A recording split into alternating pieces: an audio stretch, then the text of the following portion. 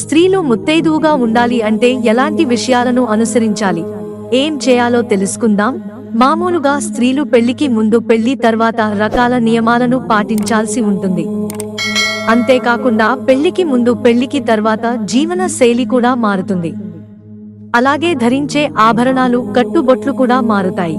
అయితే ఇదివరకటి రోజుల్లో పెళ్లి అయిన స్త్రీలు నిండుగా ముత్తైదుగా ఉండేవారు. అంటే శరీరం కనిపించకుండా దుస్తులు ధరించడం, చేతినిండా గాజులు వేసుకోవడం, నుదిటిన అలాగే పాపిట్లో కుంకుమ బొట్టు ధరించడం, మంగళ సూత్రాన్ని ధరించడం, కాళ్ళకి మెట్లు పెట్టుకోవడం, ఇలా ప్రతి ఒక్కటి ధరించి నిండు ముత్తైదువుగా కనిపించేవారు. కాని ప్రస్తుత రోజుల్లో స్త్రీలు ఎందుకు పూర్తి భిన్నంగా ఉన్నారు. పట్టణ ప్రాంతాలలో అయితే వీటి సంగతి పక్కన పెట్టేస్తున్నారు. ఎప్పుడో పండుగలు, ఏదైనా ఫంక్షన్ల సమయంలో మాత్రమే ముత్తైదువుగా రెడీ అవుతున్నారు.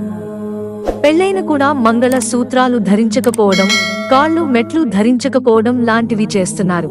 అసలు నిజానికి స్త్రీలు ముత్తైదుగా ఉండాలంటే ఏం చేయాలో, ఎలాంటివి పాటించాలో ఇప్పుడు మనం తెలుసుకుందాం. ప్రతిరోజు స్త్రీలు కుంకుమను పాపిట్లో, కనుబొమ్మల మధ్యలో, కంఠం దగ్గర ముచ్చలి గుంటలో ధరించాలి. అలాగే ఉదయం నిద్రలేవగానే స్నానమాచరించి ఇంటి ముందు కల్లాపు చల్లి ముగ్గు పెట్టాలట.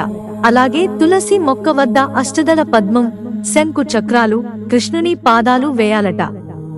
ఎల్లప్పుడూ మంగళసూత్రాన్ని మెడలో ధరించాలని చెబుతున్నారు. అలాగే ఆ మంగళసూత్రం భర్తకు తప్ప మరే ఇతరులకు కనిపించకుండా ధరించాలట. పొరపాటున కూడా భార్య ఎప్పుడూ భర్త కీడు కోరుకోకూడదని చెబుతున్నారు. స్త్రీలు ఎల్లప్పుడూ చిరునవ్వుతో నిండుగా లక్ష్మీ కళ ఉట్టిపడేలా ఉండాలట. మిత్రులారా, ఛానల్ సబ్స్క్రైబ్ చేసుకోవడం మర్చిపోకండి. ధన్యవాదాలు.